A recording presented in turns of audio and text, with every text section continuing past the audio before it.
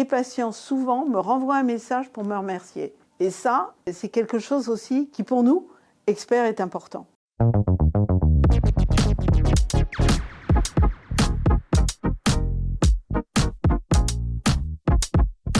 Bien entendu, la dermatologie tient un rôle très important. C'est ce qui m'a permis de devenir professeur en dermatologie. Et là-dessus, j'ai fait une sorte de surspécialisation puisque j'ai un diplôme qui me permet en fait de pouvoir être également oncologue dans le domaine de la dermatologie et de prendre en charge les cancers. Et par ailleurs, j'ai également une équipe de recherche, INSERM, que je dirige, qui me permet donc de travailler également sur toute la recherche dans le domaine du mélanome, en particulier l'immunothérapie.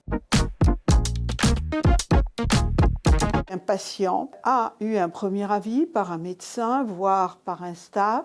Il se pose des questions et il souhaite donc avoir l'avis d'un deuxième médecin spécialiste du domaine pour quelque part se rassurer et être sûr qu'il n'y a pas une erreur.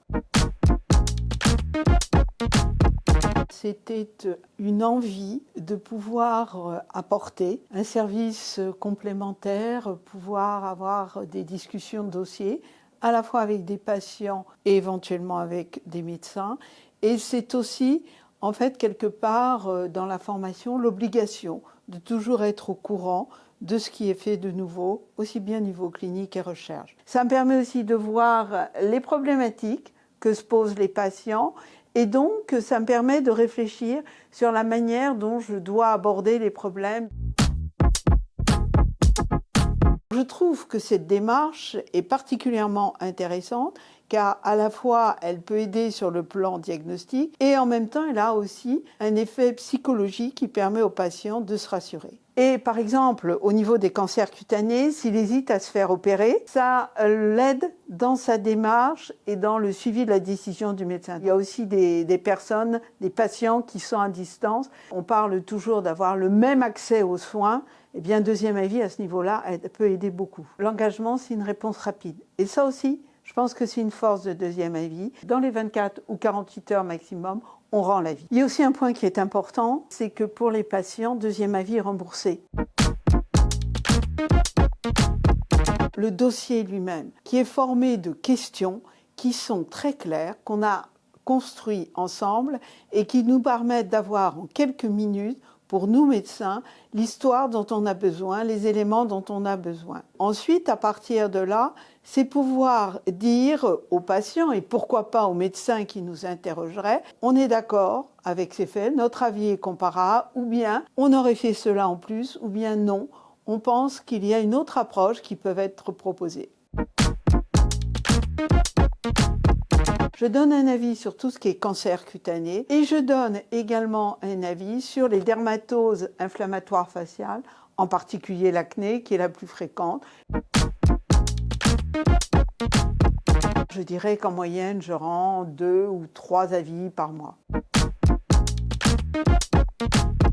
Très souvent parce qu'ils n'ont pas compris le diagnostic ou compris la conduite à tenir, ils n'ont pas compris la décision, très probablement pour une question de temps, mais aujourd'hui les délais de rendez-vous sont tels et on a tellement de patients que ça s'explique. Et donc ça apporte là aussi ce côté, je vous donne une information de traitement, mais je vous explique aussi pourquoi elle est prise. On va l'écrire en plus.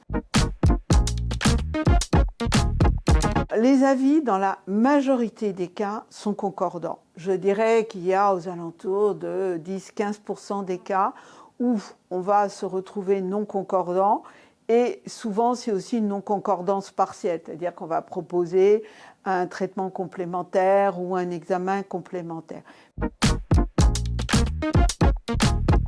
Je prends du plaisir à le faire, je trouve ça vraiment intéressant, je me sens vraiment utile pour les patients. Une chose aussi qui me frappe, c'est que les patients souvent me renvoient un message pour me remercier.